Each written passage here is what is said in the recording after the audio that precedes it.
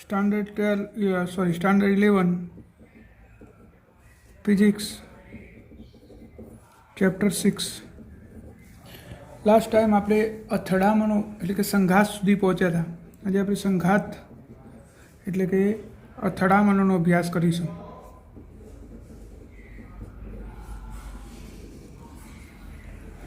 અથડામણો થાય એટલે કે સંઘાત થાય ત્યારે કેટલીક ભૌતિક રાશિઓ અચળ રહેતી હોય છે. આ કઈ ભૌતિક રાશિઓ અચળ રહે છે? તો વેગમાન છે, ઉર્જા સંરક્ષણનો નિયમ હંમેશા જળવાય છે. આ બધી બાબતોનો ઉપયોગ કરીને આપણે સંઘાત વિશે અભ્યાસ કરીશું. તો સંઘાત સમજવા માટે આપણે બે પદાર્થ લઈએ. એકનું દર m1 છે અને એક બીજો પદાર્થ છે જેનું દર છે m2. આ બંને પદાર્થની અથડામણનો આપણે અભ્યાસ કરીશું. માનો કે પ્રારંભમાં આ m1 દળનો પદાર્થનો વેગ v1 ઇનિશિયલ એટલે કે શરૂઆતનો વેગ, પહેલા પદાર્થનો વેગ એટલે v1 અને ઇનિશિયલ એટલે i એ આ દિશામાં x અક્ષની દિશામાં છે.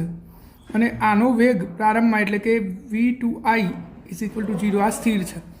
આ પદાર્થ આને આઈને અથડાય તો અથડાયા પછી એક પદાર્થ આમ જાય છે અને બીજો પદાર્થ આમ જાય છે. એટલે કે આપણી ગતિની દિશા સાથે પહેલા પદાર્થે θ1 ખૂણો બનાવ્યો છે અને બીજા પદાર્થે θ2 ખૂણો બનાવ્યો છે. આ પહેલો પદાર્થ m1 દળનો, આ બીજો પદાર્થ m2 દળનો.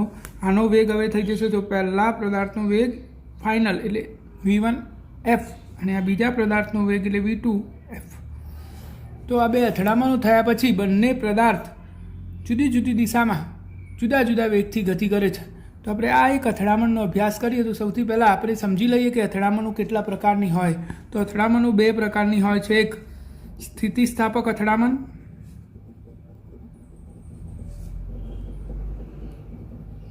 અને બીજી છે અસ્થિતિસ્થાપક અથડામણ.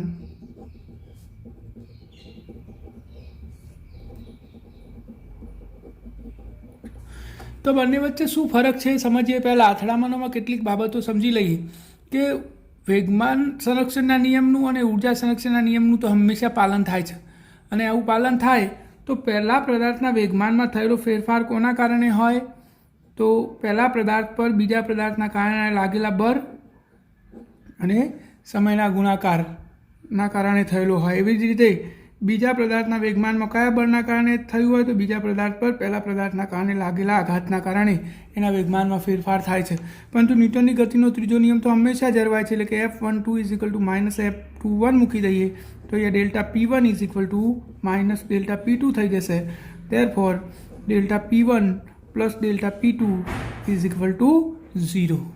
એટલે કે બે પદાર્થના વેગમાનમાં થયેલા ફેરફારનો સરવાળો શું થશે? શૂન્ય થશે. આવું કેમ થાય છે? કારણ કે ન્યૂટનના ગતિના ત્રીજા નિયમનું ક્યારેય ઉલ્લંઘન થતું નથી. તો હવે અથડામણ સ્થિતિસ્થાપક છે કે અસ્થિતિસ્થાપક છે એ કેવી રીતે ખબર પડે? તો એકદમ શોર્ટમાં તમારે યાદ રાખવાનું કે સ્થિતિસ્થાપક અથડામણ હોય તો ગતિ ઉર્જાનું સંરક્ષણ થાય છે. એટલે કે ગતિ ઉર્જા અચળ રહે છે. અને અસ્થિતિસ્થાપક અથડામણ હોય તો ગતિ ઉર્જા બદલાય છે.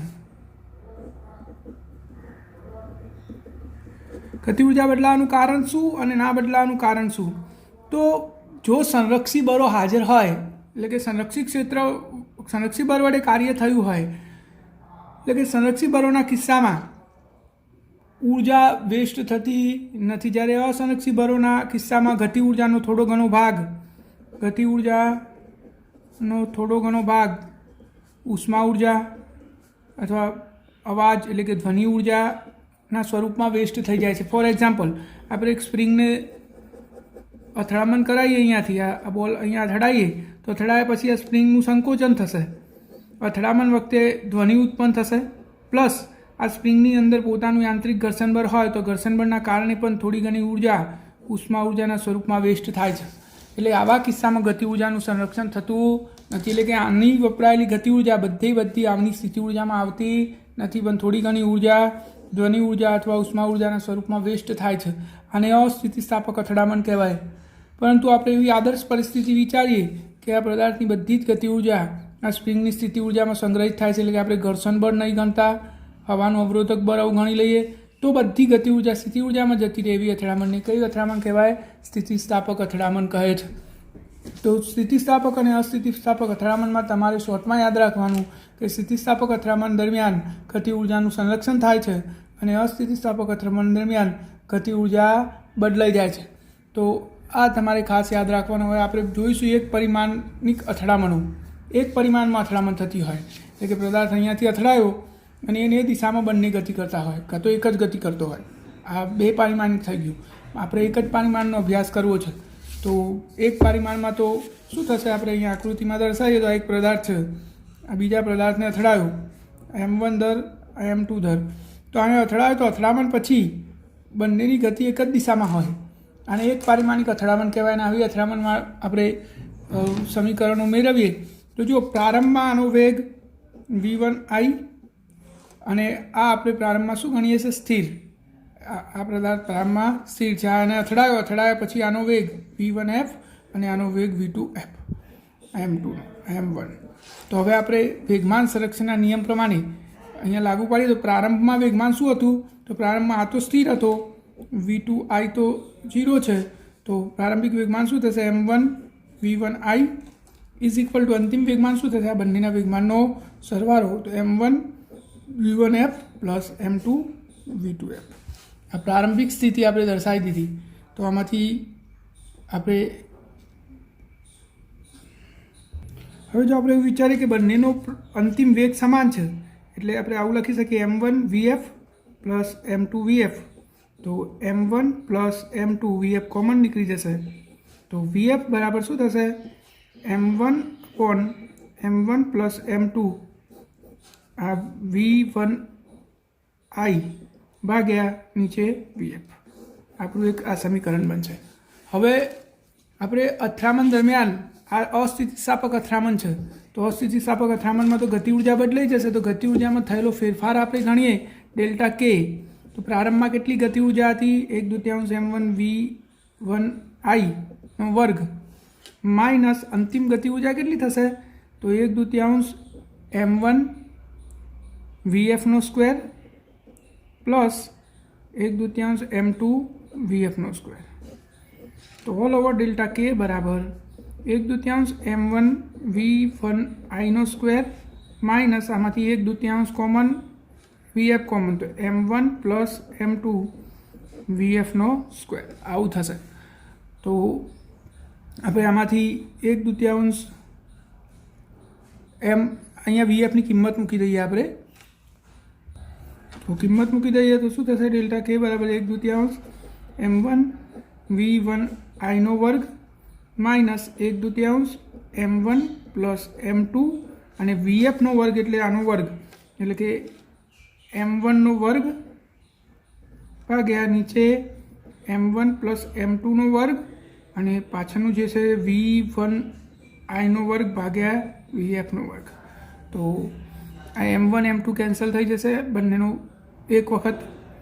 બાકી શું રહ્યું એ લખી દઈએ, 1/2 m1 v1i નો વર્ગ માઇનસ ઉપર m1 નો સ્ક્વેર નીચે m1 પ્લસ m2 2 અને આ v1i નો વર્ગ ભાગ્યા vf નો વર્ગ.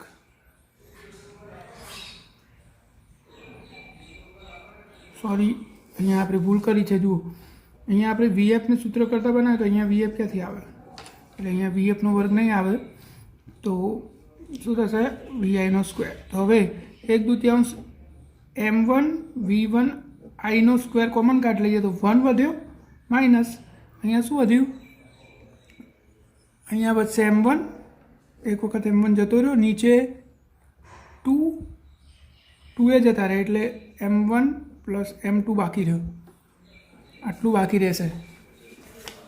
તો અગર આપણે કેલ્ક્યુલેશન જોઈએ તો શું થશે, અહીંયા 1/2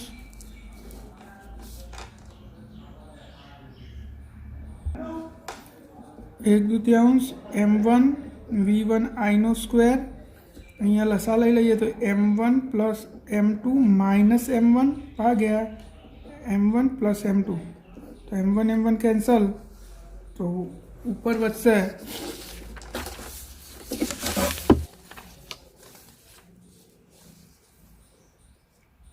1/2 m1 ને m2 વધ્યો, m1 m2 ભાગ્યા m1 પ્લસ m2 અને ગુણાકારમાં વધ્યું v1i વર્ગ. આટલું બાકી રહ્યું હતું. એટલે કે આ શાનો જવાબ આવ્યો આપણો? ગતિ ઉર્જાનો. તો ગતિ ઉર્જામાં થયેલો ફેરફાર ધન આવ્યો. જુઓ, ગતિ ઉર્જામાં શું થયું? ધન ફેરફાર થયો છે. હવે આપણે આ અથડામણ જો સ્થિતિસ્થાપક હોય તો શું થાય એ વિચારીએ. તો સ્થિતિસ્થાપક હોય, એક પારિમાણિક છે એટલે θ1 θ2 તો 0. હવે આપણે વેગમાન સંરક્ષણના નિયમનો ઉપયોગ કરીએ ફરીથી. તો પહેલાં વેગમાન હતું m1 v1i is equal two m1 v1f plus m2 v2f. આ આપણું વેગમાન સંરક્ષણનો નિયમ છે.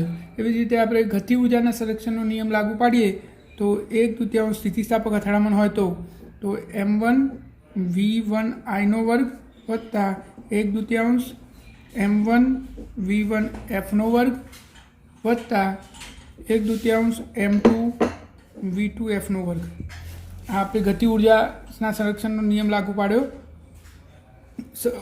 સ્થિતિસ્થાપક અથડામણમાં ગતિ ઉર્જાનું સંરક્ષણ થાય છે એટલે પહેલાંમાં નહોતું થતું એટલે આપણે ગતિ ઉર્જાનો ફેરફાર ગણ્યો હતો. તો આપણું સમીકરણ આવું થઈ ગયું.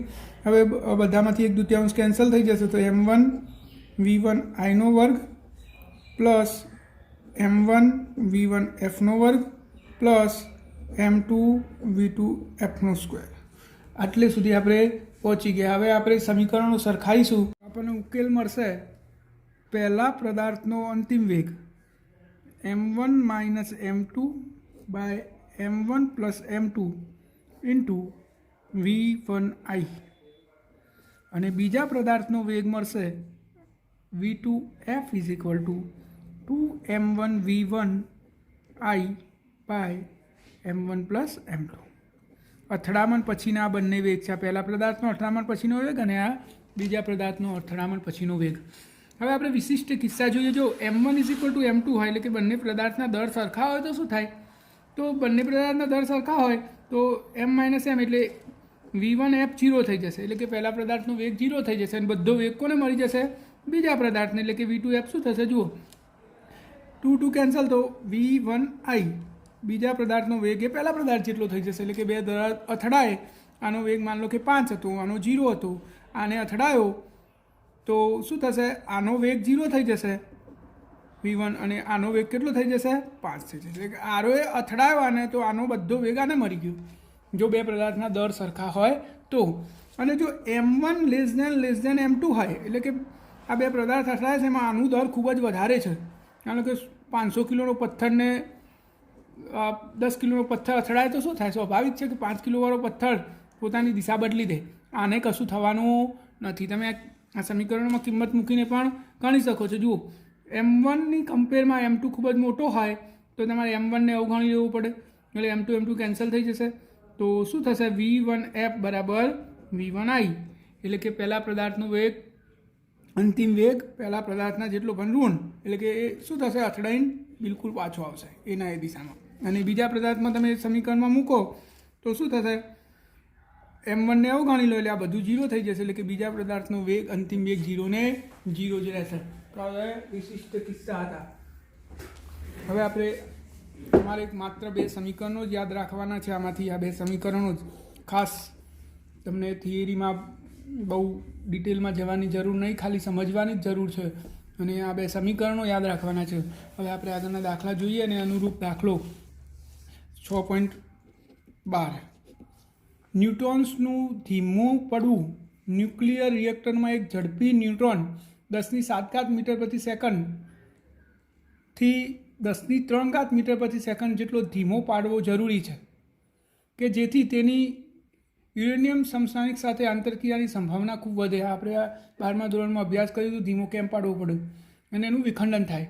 દર્શાવો કે ડ્યુટેરિયમ કે કાર્બન કે જેમનું દર ન્યૂટનના દર કરતાં ફક્ત થોડા જ ગણું વધારે હોય છે તેમની સાથે સ્થિતિસ્થાપક અથડામણ દરમિયાન ન્યૂટ્રોન તેમની મોટાભાગની ગતિ ઉર્જા ગુમાવી શકે છે. એટલે કે એનો કહેવાનો અર્થ એ છે કે ન્યૂટ્રોન અથડાય ડ્યુટેરિયમને તો બધી ગતિ ઉર્જા ડ્યુટેરિયમને આપી દે અને લગભગ સ્થિર થઈ જાય એમ. એટલે કે એની જોડે બહુ થોડો વેગ રહે છે. તો આપણો ન્યુટ્રોન અને આપણો ડ્યુટેરિયમ આને અથડાય છે. સ્થિતિસ્થાપક અથડામણ છે. તો પ્રારંભિક જો આ સ્થિર હતો એટલે આનો વેગ 0 અને આની જોડે વેગ છે.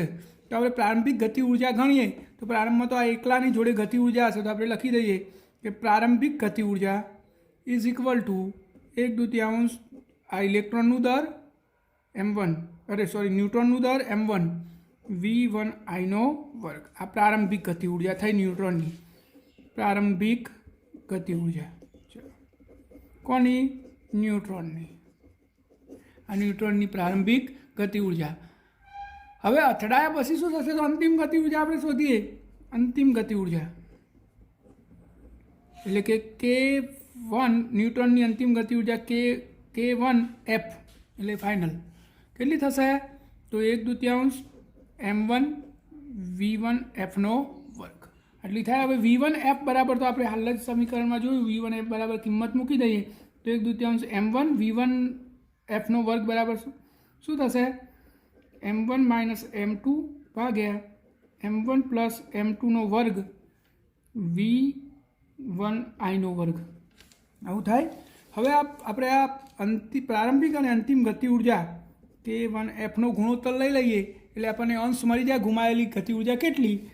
તો આપણે આવું કહી શકીએ K1F ભાગ્યા K1I આ બંનેનો ગુણોત્તર લઈ લઈએ તો જો 1/2 m કેન્સલ થઈ જશે, v1I નો વર્ગ કેન્સલ થઈ જશે તો વધ્યું શું? m1 m2 ભાગ્યા m1 m2 નો વર્ગ. હવે જો ડ્યુટેરિયમનું દર એટલે m2 એ ન્યુટ્રોનના દર કરતાં લગભગ બમણું હોય એટલે m2ની જગ્યાએ તમે 2m1 મૂકી દો તો શું થશે? અને આપણે અંશને f1 કહી દઈએ K1F upon K1I is equal two જો m2ની જગ્યાએ હું 2m1 મૂકી દઉં છું તો m1 2m1 અને એનો વર્ગ. તો f1 બરાબર શું થશે? m1માંથી 2m2 જાય તો માઇનસ m1 વધે અને એનો વર્ગ એટલે m1 નો વર્ગ ભાગ્યા પછી વર્ગ કરીએ આપણે તો માઇનસ m1 વધ્યો, નીચે 3m1 વધશે એનો વર્ગ m1 કેન્સલ તો -1/3 વર્ગ એટલે 1/9 આટલો અંશ બાકી રહ્યો 1/9. હવે આપણે ડ્યુટેરિયમની ગતિ ઉર્જાની ગણતરી કરીએ મેળવેલ અંશ આપણે મેળવીએ તો જો આ કોનો અંશ થયો? ન્યુટ્રોનનો. તો ડ્યુટેરિયમનો F2 હોય તો બંનેની ગતિ ઉર્જા કેટલા ટકા થવી જોઈએ? 100% થવી જોઈએ. આની આમાં ગઈ કે આની આમાં ગઈ પણ ટોટલ તો 100% થાય. 100% એટલે 1 તો f1 + f2 બરાબર 1 તો f2 બરાબર 1 - f1 તો 1 - 1/9 ત્યારપર f2 બરાબર 8/9. તમે પર્સન્ટેજમાં ગણો તો f1 = 1/9 × 100 તો એપ્રોક્સિમેટલી 11% અને f2 એટલે ડ્યુટેરિયમની મળેલી ઉર્જા એટલે 8/9 × 100 તો લગભગ થશે 11 9 88%.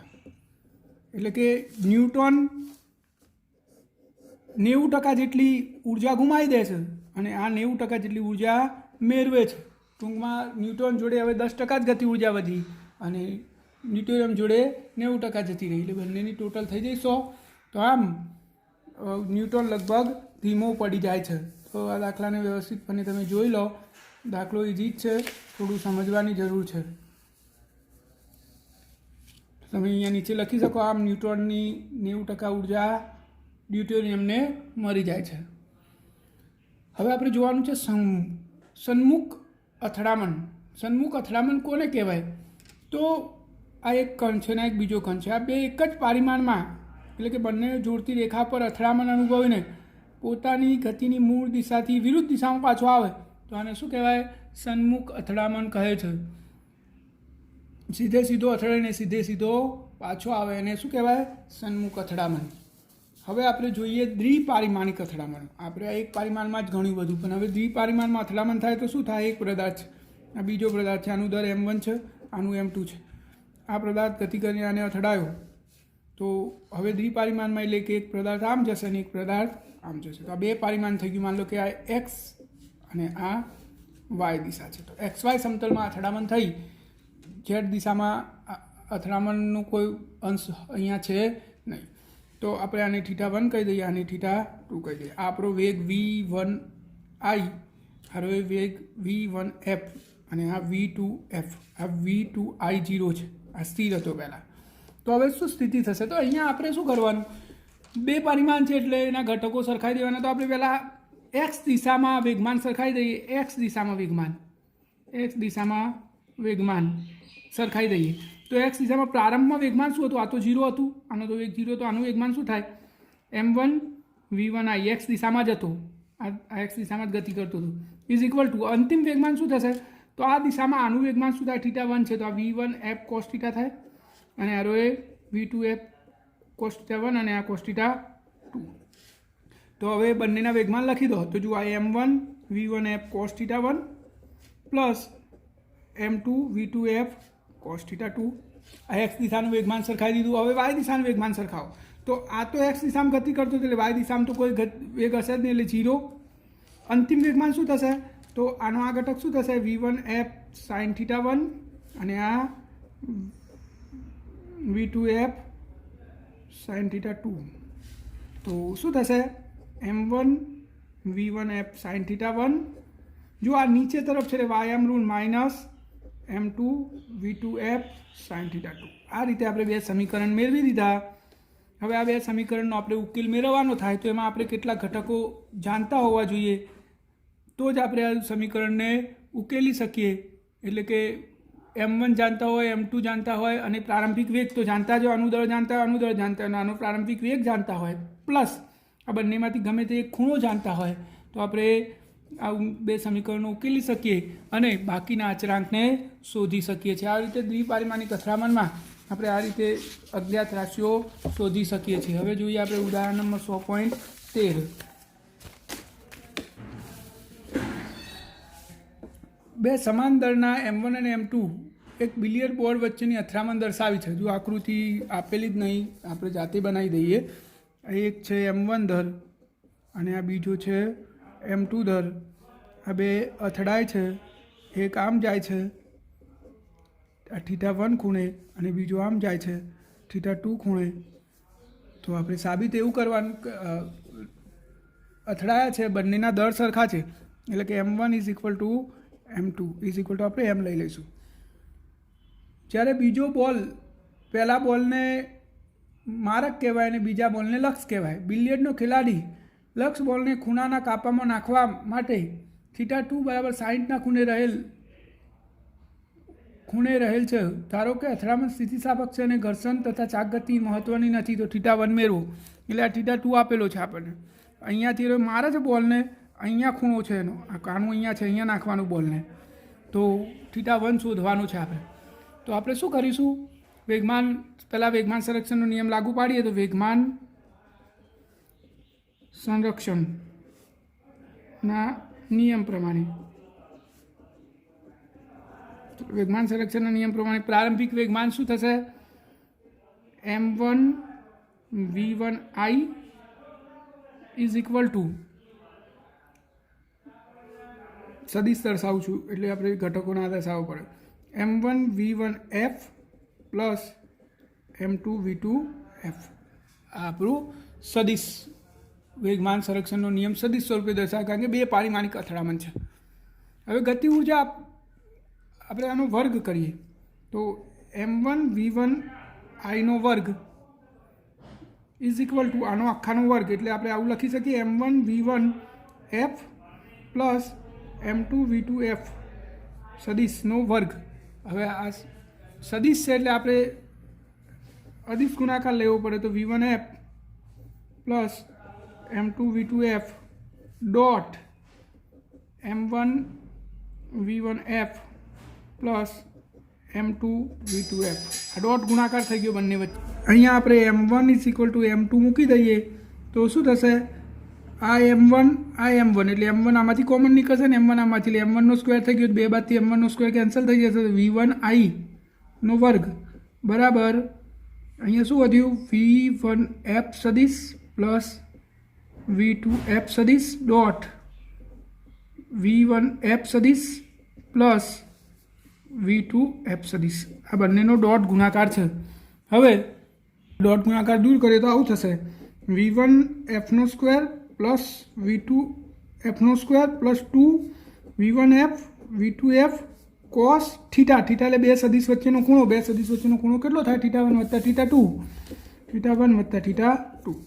તો V1Fનો સ્ક્વેર પ્લસ V2Fનો square plus 2 V1F V2F cos એક થીટા તો આપેલું છે 37. આ V1I નો વર્ગ બરાબર આવું થયું. અને હવે આપણે ગતિ ઉર્જા સંરક્ષણ લાગુ પાડીએ. ગતિ ઉર્જા સંરક્ષણ તો 1/2 m1 V1I નો વર્ગ બરાબર 1/2 m1 V1F નો વર્ગ વત્તા 1/2 m2 V2F નો વર્ગ. બધામાંથી 1/2 m કેન્સલ, કારણ કે m1 = m2. તો V1I નો વર્ગ બરાબર V1F નો વર્ગ વત્તા V2F નો વર્ગ. આ એક સમીકરણ, એક આ સમીકરણ બે સરખાઈ દઈએ તો V1F નો વર્ગ વત્તા V2F નો વર્ગ બરાબર V1F નો વર્ગ વત્તા V2F નો વર્ગ બરાબર 2 V1F કોસ થીટા પ્લસ 37. તો આ બે પદો આપણે આ બાજુ લાવીશું. આ બે પદો તો આ બે બધું કેન્સલ થઈ જશે, 0.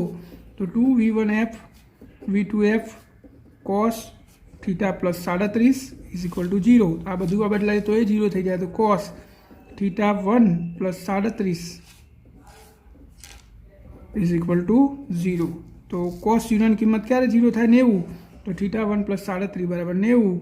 તો θ1 બરાબર 53 ડિગ્રી. એનો અર્થ શું થયો? θ1 37 ના 53 એટલે બંનેના વચ્ચેનો ખૂણો 90 થયો. તો કહેવાનો મતલબ શું થયો કે જ્યારે બે સરખા દરો હોય અને બંનેમાંથી એક સ્થિર હોય તો અથડાય. આ એક દર છે ને એક બીજું દર છે. બંનેના દર એમ છે. આનો વેગ 0 છે અને આની જોડે વેગ છે. આને અથડાય તો અથડાયા પછી બંને એકબીજાથી 90ના ખૂણે જાય છે. યાદ રાખવાનું આ સમીકરણ. તો આટલે આપણું ચેપ્ટર પૂરું થાય છે.